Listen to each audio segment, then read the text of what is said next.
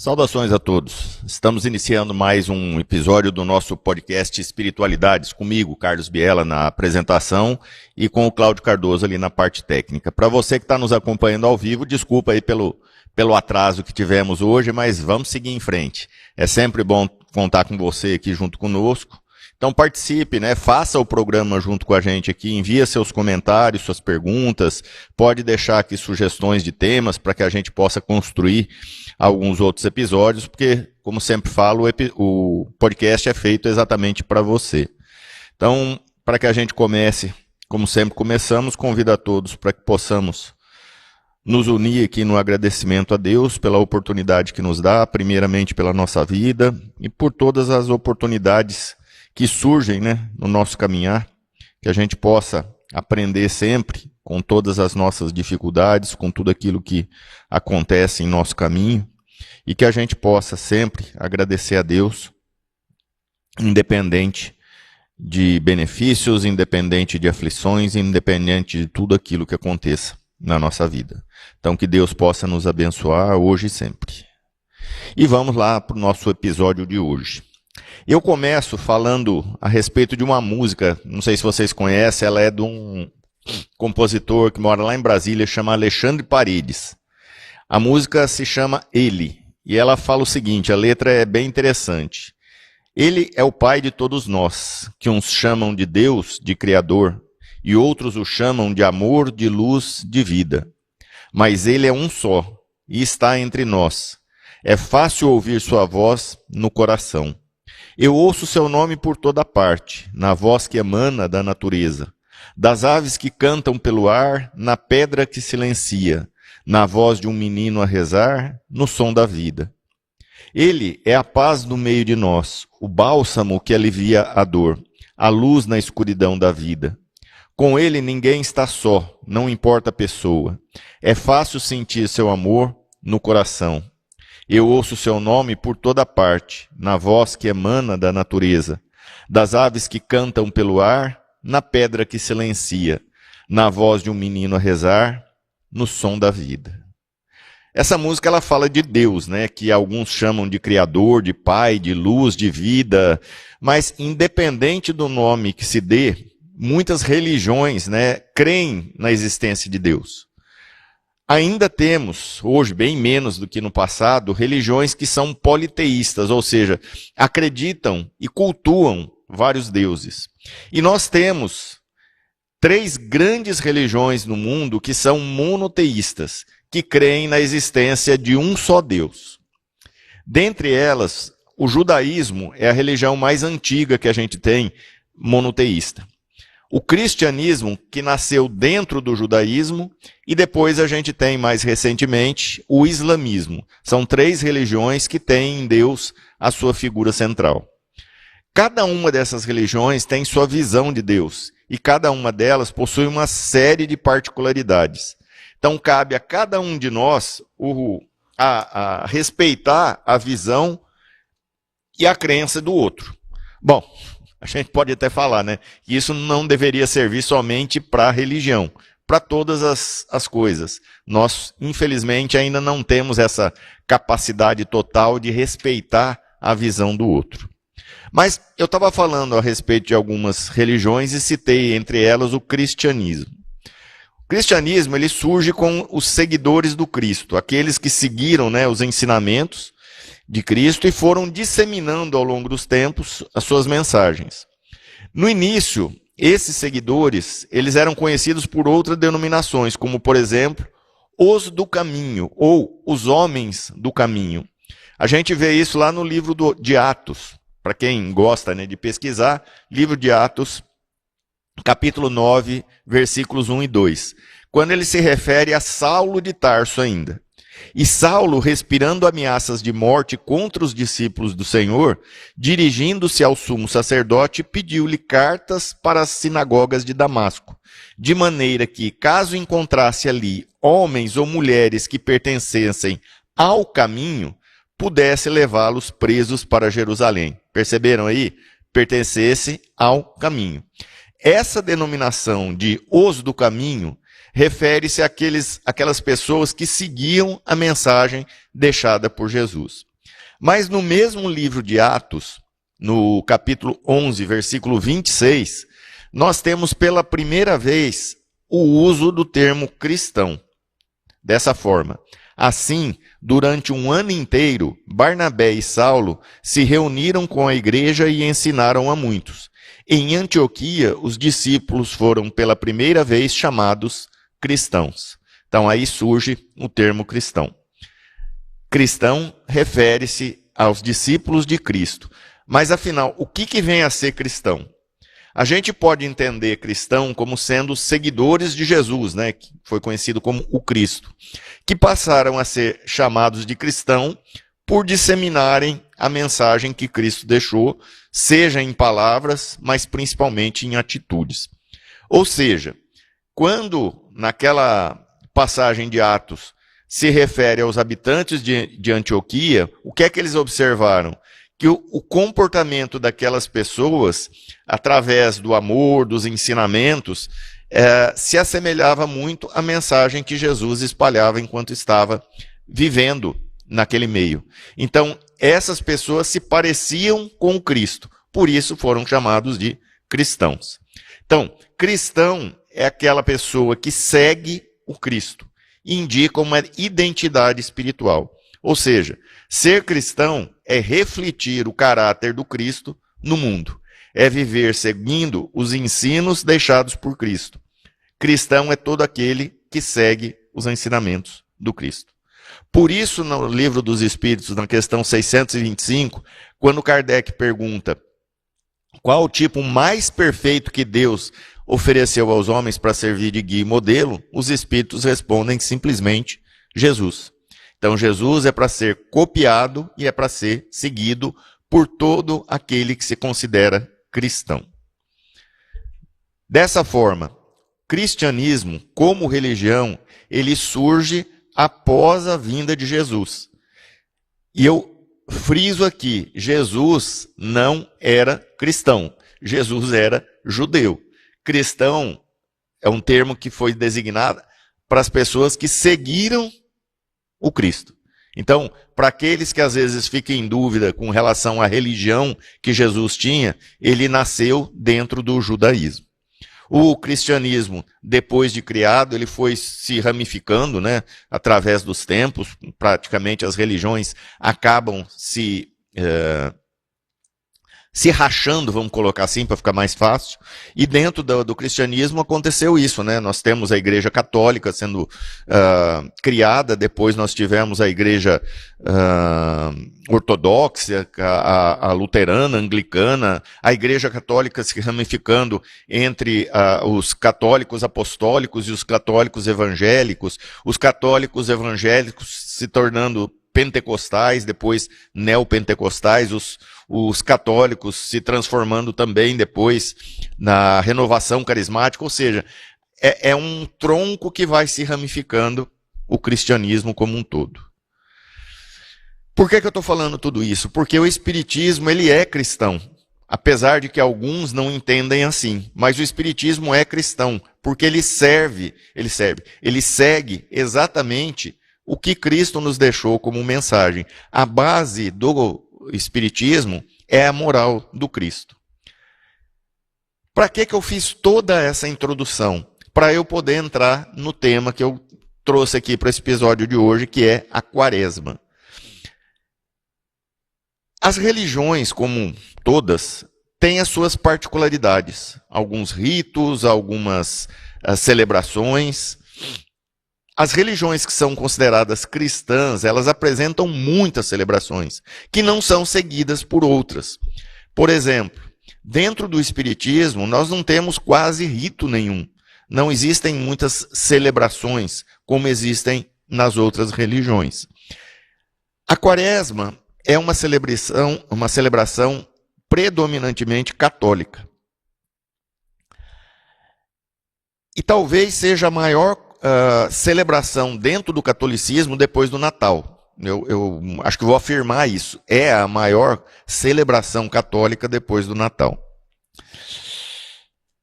Com relação ao período da quaresma, que é esse que a gente está praticamente finalizando, existem 2 pontos que são muito importantes aqui, que a doutrina espírita acaba entendendo de outra maneira, diferente da Igreja Católica. O catolicismo e outras religiões que são cristãs apregoam que a morte de Jesus foi para a nossa salvação, assim que eles entendem. Nós entendemos que cada um é produto de si mesmo. Cada um de nós é responsável pela sua evolução, agindo no bem e na caridade. Dessa forma a gente evolui. Nós não falamos em salvação, mas sim em evolução individual da humanidade. Em outras palavras, a nossa evolução é pessoal e intransferível. Esse é um ponto, vamos dizer, de discórdia. O outro ponto diz respeito à ressurreição de Cristo. Nós que somos espíritas e alguns outros espiritualistas, entendemos que o processo de voltar à vida no próprio corpo seria uma derrogação das leis naturais, que são as leis divinas. O espiritismo ele sempre caminha de mãos dadas com a ciência. Ele nasceu dentro da ciência. Allan Kardec fez todo o seu trabalho em cima de uma metodologia científica. E como o espiritismo caminha de mãos dadas com a ciência, ele entende que conforme o grande cientista Lavoisier postulou lá em 1785, que eu acho que muita gente já deve ter escutado, na natureza nada se cria, nada se perde, tudo se transforma. Então, dessa forma, pelas leis naturais, né, pela própria biologia, fisiologia, não seria possível Jesus, depois de ter morrido, ter voltado à vida no mesmo corpo. Por quê? Porque isso iria contra as leis divinas. Um corpo que morre, toda a sua composição, ela se desfaz. Então, voltar à vida no mesmo corpo iria contra as leis da natureza. Então, nós entendemos de uma outra forma. Jesus voltou, sim, em espírito, palpável, porque alguns, por exemplo, Tomé, tocaram em Jesus, isso é possível, né? Ainda mais na capacidade espiritual, moral que ele tem, né? Vamos dizer assim. Mas então, isso aí a gente pode até conversar numa outra oportunidade, não vem nesse aspecto do que eu trouxe para o programa de hoje, não. Nós vamos continuar falando aqui a respeito da quaresma. Antes de mais nada, um abraço aqui para a Vanessa, que está nos acompanhando, e para a Fátima Gomes também. Grande abraço para vocês. Qualquer dúvida que surja aí, qualquer contribuição no que a gente está falando aqui, fiquem à vontade para se manifestar. Bem, o Espiritismo ele respeita as tradições religiosas, todas. O Espiritismo respeita. Agora, os espíritas deveriam seguir a mesma coisa, porque tem muito espírita que não respeita.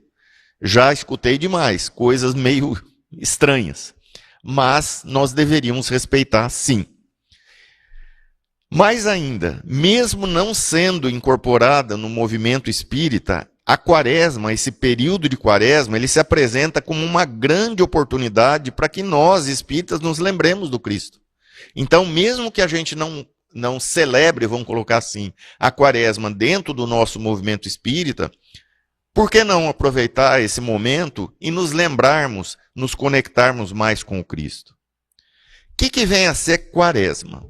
O termo quaresma, para quem me conhece, sabe que eu sempre vou buscar a etimologia da palavra. Quaresma é uma palavra que vem derivada do latim, quadragésima, que é um termo retirado de uma expressão latina, que é a seguinte: quadragésima dai Christus pro nobis tradetur. Seria mais ou menos isso. Que a gente pode traduzir da seguinte forma: no 40º dia, Cristo será entregue por nós. Ou ainda, para ficar mais fácil, daqui a 40 dias, Cristo será traído por nós. Então, dessa expressão, tirou-se esse termo quaresma. A quaresma é um período de 40 dias que antecede essa, como eu disse, principal celebração católica depois do Natal. Na quaresma, a gente teria, segundo o que se fala dentro do catolicismo, a ressurreição de Cristo, que acontece exatamente no domingo de Páscoa. Bom, talvez as pessoas não tenham notado aqui, ó. Em 325, no ano 325, aconteceu um concílio na cidade de Niceia. O que é um concílio? Uma reunião de bispos. E ali se definiu a data da Páscoa. Por isso que ela é muito variada. É lógico, ela sempre cai num domingo, né? A Páscoa no domingo, a Sexta-feira Santa na sexta, a quarta-feira de cinzas numa quarta. Mas ela não é sempre no mesmo dia. Ela é variável. E foi definido isso nesse concílio em 325. O que eles resolveram trabalhar para manifestar essas datas? O primeiro domingo após a primeira lua cheia da primavera, no hemisfério norte, seria o domingo de Páscoa. Quando se fixa o dia do domingo de Páscoa, você tem todo o período da quaresma, você tem a fixação da quarta-feira de cinzas e do carnaval, que é comemorado antes da quarta-feira de cinzas. Então, por isso que é variado. A Páscoa, que a gente vai comemorar, para quem está nos assistindo ao vivo, vai comemorar no próximo domingo. Para quem não está nos assistindo ao vivo, hoje nós estamos numa segunda-feira, na semana que antecede ao domingo de Páscoa. A Páscoa era uma comemoração judia, ou seja, dentro do judaísmo, chamada Pessah, que, entre outras palavras, ela tem como significado passagem, é uma denominação em hebraico. Essa festa comemorava a história do povo hebreu no Egito. Principalmente se referia à libertação do povo hebreu da escravidão do povo egípcio. E a travessia, ou seja, a passagem da saída do Egito rumo à terra prometida. Por isso essa denominação Pessah, que significa passagem. Lembro aqui, de novo, Cristo não era cristão, Cristo era judeu, então ele seguia todas as celebrações do judaísmo. E ele se dirigiu para Jerusalém exatamente para a comemoração da Páscoa. Foi nesse período, naquela época, que Jesus se dirigiu até Jerusalém. Estou dizendo aqui dentro da tradição católica, porque quando a gente vai estudar o Jesus histórico, algumas coisas mudam. Alguns sentidos que a gente tem dentro da tradição católica, algumas datas vão mudar. Mas vamos seguir aqui. 40 dias antes da Páscoa, nós teríamos a finalização do Carnaval. O Carnaval é uma outra festa que já existia muito tempo antes de Cristo. É uma festa pagã. Não era uma festa ligada à religião judaica. Era uma festa pagã de muito, mas muito tempo atrás. E a Igreja Católica acabou acrescentando o carnaval nas suas celebrações. O costume de não comer carne durante a quaresma, que se intensificou, principalmente na Idade Média, se deu basicamente pela desigualdade muito grande que existia na Idade Média entre as pessoas mais pobres e aquelas classes mais dominantes.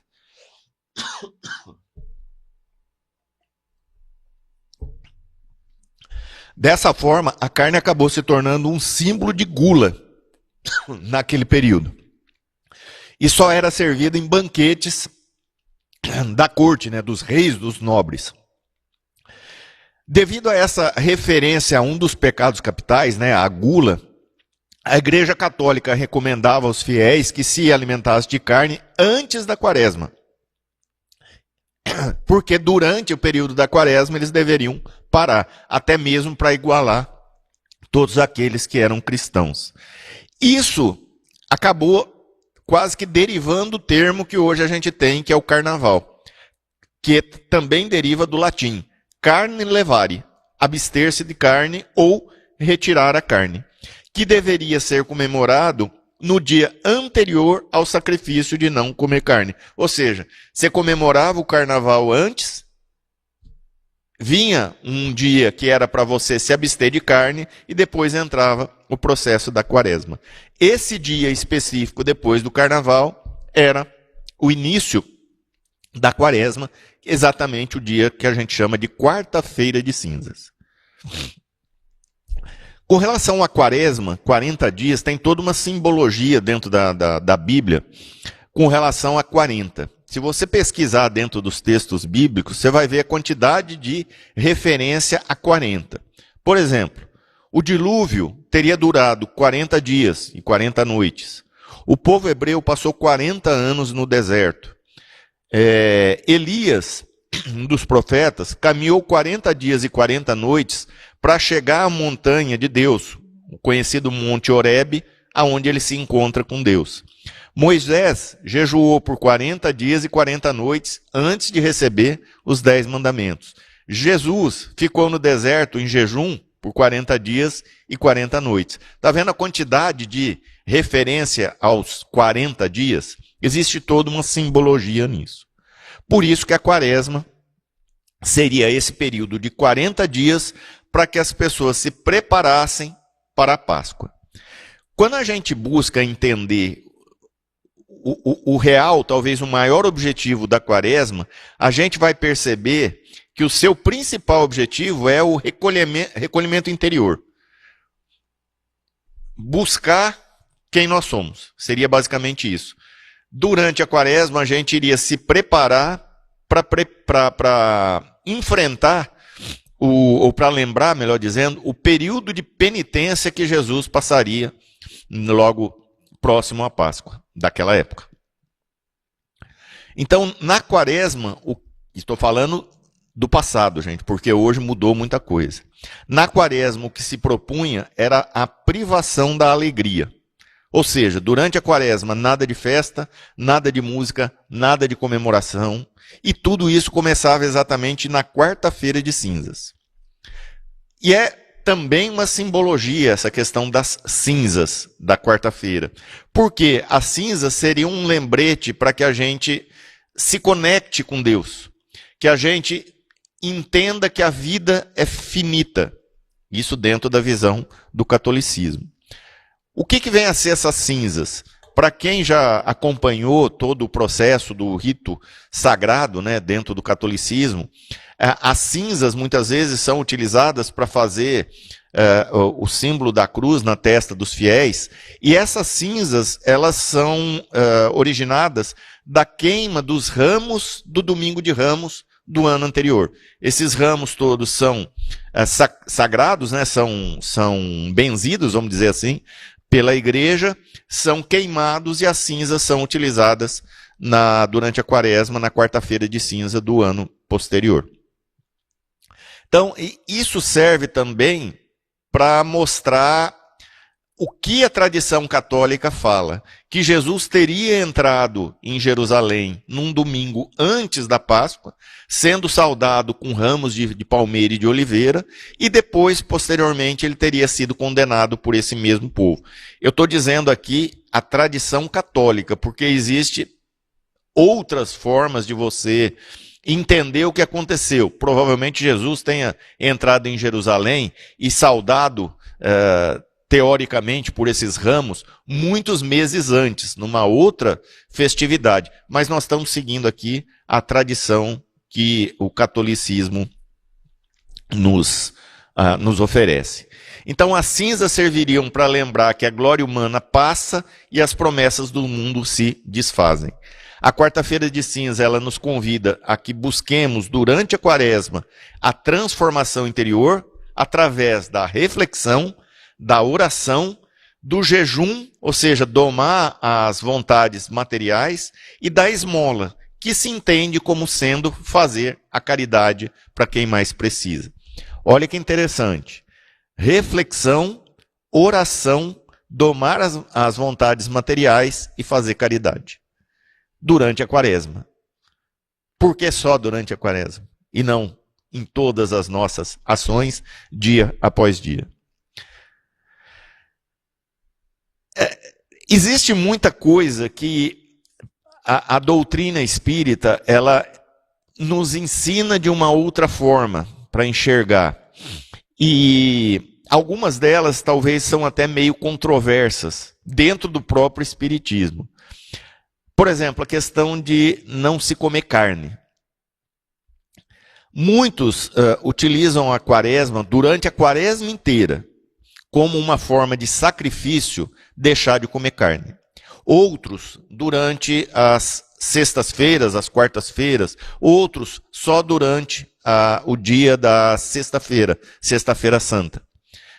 De qualquer forma, disse que isso é um sacrifício, é uma penitência, você se abster de carne.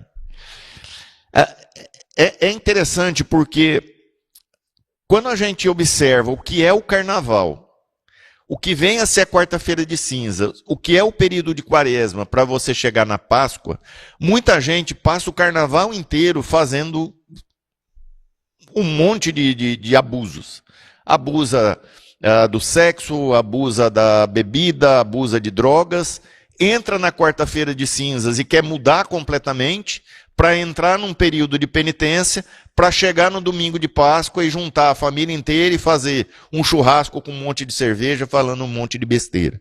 Então, cá entre nós, o que é que serviu a quaresma para esse indivíduo? Se absteve de carne um ou outro dia, mudou alguma coisa ali no seu dia a dia, mas passou a quaresma, passou a Páscoa, tudo volta ao normal. Então, qual foi a penitência? Qual foi o sacrifício? Respeito, como sempre fiz, todas as tradições, todas as manifestações das pessoas. Muitos falam de se abster de comer carne. Para uns, a privação da carne, não só na quaresma, gente, mas a privação da carne, para uns é necessária.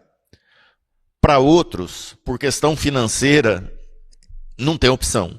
E para outros é uma opção, ele não quer comer carne por uma opção própria. Para quem tem dúvida com relação a isso, se comer carne faz mal, no sentido de, eu estou ofendendo a Deus, eu estou indo contra as criaturas criadas por Deus, lembra de uma coisa. A frase que Jesus disse lá no Evangelho de Mateus, no capítulo 15, quando você pega todo o trecho do versículo 1 até o versículo 11, você vai ver que no contexto ele não está falando sobre comer carne. Mas o que ele fala, o que Jesus fala ali, cabe muito bem nessa discussão. Quando alguns escribas e fariseus questionam Jesus por que ele e os seus discípulos estavam comendo o pão sem lavar as mãos, o que é que Jesus falou? Que o que contamina o homem não é o que entra na boca, é o que dela sai. Então, não é o comer carne que vai me contaminar, e sim como eu estou agindo. Porque muita gente não come carne alegando isso, que estaria indo contra as leis de Deus. Mas não come carne e faz um monte de coisa errada. Então, aí que está. Será que nós estamos realmente com o ato de se abster da carne, agradando a Deus? Fica aí uma pergunta para quem quiser responder. Não vou discutir aqui, gente, se comer carne ou não comer, ou deixar de comer carne, se isso é um problema ou não. Tá? Eu só estou dizendo que eu respeito a posição de qualquer pessoa. Mas usar isso como uma pseudo-penitência, só para manter as aparências que você tem que cumprir durante um determinado período, não sei se tem muita validade. A quaresma, sim, ela deveria ser um tempo de reflexão sobre a necessidade de mudança de comportamento. Que a gente utilize a quaresma para pensar nisso. O que é que eu posso mudar nas minhas atitudes? Porque, sinceramente, de que adianta as penitências e os sacrifícios da quaresma se eu não mudo as minhas atitudes negativas? De que adianta eu ficar 40 dias em penitência e continuar o resto do ano fazendo as mesmas coisas? Para quem quer saber um pouco mais sobre isso, pega o Livro dos Espíritos e veja as questões 720 até 724. Que Allan Kardec, com aquela sabedoria fantástica que ele tinha, ele fez uma série de questões a respeito disso. Por exemplo, na 720, ele pergunta sobre as privações voluntárias. As privações voluntárias com vistas a uma expiação igualmente voluntária, têm algum mérito aos olhos de Deus? Olha a resposta que os Espíritos deram. Fazei o bem aos outros e mais méritos tereis. Ou seja, de que adianta você fazer algo voluntariamente se só está servindo para você? Kardec não ficou contente com isso aqui, não. Ele desdobrou essa questão. Na 720A, ele pergunta se haveria privações voluntárias que sejam meritórias. E os espíritos responderam, sim, a privação dos gozos inúteis, porque desprende o homem da matéria e eleva a alma. Privação dos gozos inúteis, desprender o homem da matéria. É isso que nós precisamos, gente. E é isso que é difícil a gente fazer. Nos desprender mais da matéria e pensar mais como espírito. Meritória é resistir à tentação que induz aos excessos ou ao gozo das coisas inúteis. É retirar do seu necessário para dar aos que não têm o suficiente. Se a privação não passar de simulacro, ou seja, de uma simulação, será uma zombaria. O mérito, aos olhos de Deus, é retirar do meu necessário para dar para quem não tem nada. Pensa no que a gente faz nas nossas doações. Basicamente, quando a gente doa roupa, na maioria das vezes a gente doa aquela roupa que está estragada, que você não está usando mais. Às vezes, nós pegamos uma roupa que está muito tempo parada, está embolorada, está rasgada, e você fala, eu vou doar para quem precisa. Tudo bem, pode ter gente que não tenha nem aquilo, mas, poxa, que bem você está fazendo? Se você está pegando algo que está lá jogado, sem você ter necessidade. Isso não é o seu necessário. Tira do seu necessário e doa para quem precisa. Isso sim é uma privação voluntária. Você está privando de algo que é da sua necessidade. Às vezes dá o que você tem de comer para quem está passando fome. Guarda isso. Como eu falei, tem muitas outras questões com relação a essas questões relacionadas com privações, com sacrifícios, 720 até 724. Na 722, Kardec pergunta se a abstenção de certos alimentos prescrita por diversos povos é fundamentada na razão. Cai aqui o que a gente estava falando com relação à quaresma. Os espíritos responderam, é permitido ao homem alimentar-se de tudo o que não lhe prejudique a saúde. No entanto, alguns legisladores podem ter proibido certos alimentos com um objetivo útil, para dar maior crédito às suas leis, apresentaram-nas como vindas de Deus. Então, Deus não está proibindo nada. E nós ainda temos a nossa constituição física sendo necessário o alimento tendo algumas proteínas animais. Por mais que alguns discordem do que eu estou falando, nós ainda estamos numa condição humana que podemos e devemos comer carne. Volto a dizer, gente, eu não estou defendendo de maneira alguma, só estou dizendo o que realmente nós somos. Nós ainda somos seres que temos uma necessidade de se alimentar de carne. Respeito os vegetarianos, respeito os veganos, já fiquei muito tempo sem comer carne nenhuma também, mas se eu me pegar em cima do que está sendo dito aqui, orientado pelos espíritos superiores, nós podemos entender que ainda não estamos nessa condição plena de não nos alimentarmos de carne alguma. Nós vamos chegar lá. Para muitos, nós já estamos nesse ponto. Respeito, siga em frente. Aqui, na 723. Para o homem, a alimentação animal é contrária à lei da natureza?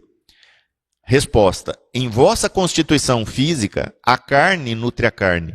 Do contrário, o homem se debilita. A lei de conservação torna um dever para o homem manter as energias e a saúde para o cumprimento da lei do trabalho. Portanto, ele deve alimentar-se segundo o que exige o seu organismo. Eu acho que essa resposta aqui cai muito bem nisso que nós estamos falando aqui agora. Mas vamos voltar à questão da quaresma em si. Essa discussão sobre comer carne ou não, quem sabe a gente faz um episódio exclusivo sobre isso aí, pegando orientação trazendo nutricionistas, trazendo veganos, trazendo vegetarianos, trazendo gaúchos que adoram comer churrasco, e fazemos uma discussão mais ampla aqui. Quem sabe, fica aí uma sugestão para que a gente faça esse outro, um programa direcionado para isso. Mas com relação à quaresma, você quer realmente fazer algo que aproveite esse período de quaresma? Algo que sirva para mudar você e mudar o mundo também? Falei isso outro dia numa palestra. Pega a oração de São Francisco e coloca ela dentro de você e passe a praticar isso. Se coloque como um instrumento para a paz no mundo, que nós estamos precisando tanto. Comece construindo a paz dentro da sua casa, construindo a paz no seu ambiente de trabalho, no seu grupo de estudos, dentro da sua casa espírita, aonde você estiver, seja você um instrumento da paz no mundo. E faça todos os itens que é colocado na oração, que é dita de São Francisco, que alguns conhecem como oração pela paz. Faça tudo aquilo lá. Leve amor, leve esperança, leve perdão. Viva a oração de São Francisco, não só durante a quaresma. Dê uma atenção especial à segunda parte dessa oração de São Francisco. É bom de vez em quando a gente lembrar dessa oração, porque a segunda parte fala isso. Ó Mestre, fazei com que eu procure mais, que eu faça mais ao invés de pedir. A gente pede demais. Precisamos fazer mais. A oração fala isso. Que eu console mais do que eu busque consolo. Que eu compreenda mais do que ser compreendido. Que eu ame mais do que ser amado. Pois é dando que se recebe. Será que a gente consegue viver dessa forma? Isso é sacrifício. Viver exatamente em cima dessa oração. Então, muitos de nós utilizam a quaresma para ficar 40 dias em jejum e em penitência. Mas o próprio Papa Francisco falou isso. E ele deu essa orientação. 40 dias sem ferir ninguém com as palavras. O jejum, gente, é moral. Então aproveita a quaresma e comece a deixar de lado o orgulho, o egoísmo, a vaidade, a mesquinhez, o ciúme, o ódio. Tudo isso que nos puxa para baixo dentro do materialismo. Aproveita a quaresma para isso. Mas não fica só nesses 40 dias. Utiliza a quaresma como ponte para você atravessar o restante do ano, fazendo sempre essas coisas. Eu falei que dentro da simbologia da quaresma, dos 40 dias, nós temos Jesus ficando 40 dias no deserto. O que é isso? Se refere ao isolamento interior.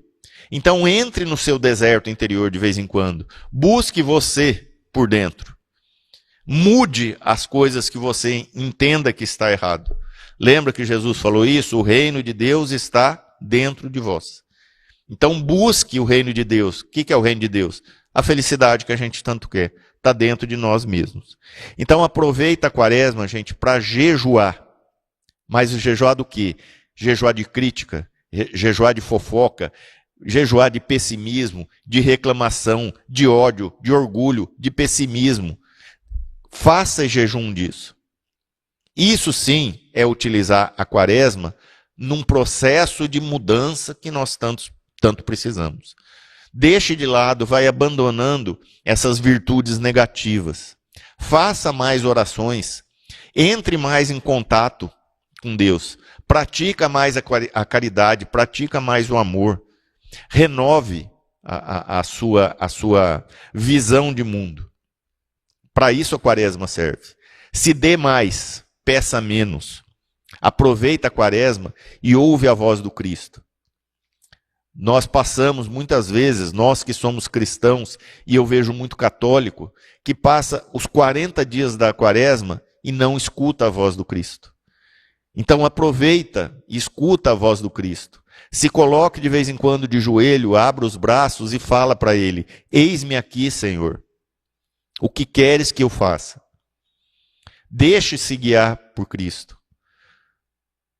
Se coloca como um daqueles que ouviram o Sermão do Monte, que ele deu o roteiro para que a gente chegue na felicidade. Então, ouça a voz do Cristo de vez em quando. Talvez seja isso que a gente mais precisa. Então, com relação às privações, penitências e sacrifícios da Quaresma, a doutrina espírita entende que as privações devem afastar as pessoas de futilidades materiais, que não agreguem na elevação do espírito. Bem como entende que os atos de caridade, assim como os sacrifícios pelo próximo, são muito mais valiosos, como as preces e as orações, que vibram amor a esse mundo que a gente se encontra, auxiliando e contribuindo com as correntes espirituais que trabalham para o bem e para a evolução da humanidade. Quando a gente percebe que existe no mundo todo pessoas que no período da Quaresma se unem em oração, a psicosfera do mundo modifica. Então, se nós continuarmos nesse processo durante os outros dias do ano, nós vamos começar a mudar a psicosfera de uma forma cada vez maior. E é isso que nós estamos precisando. É isso que a gente precisa para fazer com que o mundo se torne um local um pouco melhor para que a gente possa viver aqui. Bom, nós vamos ficando por aqui. Esse é o podcast Espiritualidades, eu sou Carlos Biela, a produção e a apresentação são minhas e a parte técnica fica com o Cláudio Cardoso. Semana que vem, agenda aí, ó. Nós vamos receber aqui a professora Júlia Moraes, lá da UFJ, e nós vamos falar a respeito do Núcleo Acadêmico de Saúde e Espiritualidade, o NAESP. NAESP é um projeto de extensão da UFJ que reúne estudantes e servidores de diversos cursos da área da saúde. E ela tem parcerias também, por exemplo, com o Hospital Estadual daqui de Jataí, com centros de assistência comunitária, com algumas, inclusive com casas espíritas daqui também, né? E o projeto ele visa integrar a espiritualidade e a prática da saúde, promovendo atividades teóricas e práticas que demonstram os benefícios da espiritualidade no bem-estar físico, mental e emocional. A professora Júlia vai trazer alguns alunos das áreas de musicoterapia, práticas acadêmicas e de oração, que são trabalhadas dentro do NAESP. Então, marca aí na sua agenda, se tiver alguma pergunta, já começa a organizar, pode deixar aqui no WhatsApp da rádio. Fala de novo, Cláudio, do WhatsApp. 9603-1234. Qualquer pergunta, qualquer sugestão que tiver, qualquer indagação que queira fazer já para o próximo programa, pode deixar no WhatsApp aqui do Sintonia no Bem. Então, nós vamos encerrando aqui, pedindo a Deus que abençoe a todos nós, que cubra a humanidade com um pouco mais de compreensão, com um pouco mais de entendimento, né, para que a gente possa fazer das nossas orações uma ferramenta muito maior em prol da paz no mundo. Que Deus nos abençoe e que a gente possa, dentro das nossas limitações, fazer o melhor possível para construir um mundo melhor. E que aproveitemos, dentro ainda desse período de Quaresma, dessa chamada Semana Santa, para nos conectarmos cada vez mais com o nosso Mestre e, acima de tudo, com o nosso Criador. Fiquem todos em paz e até o nosso próximo episódio.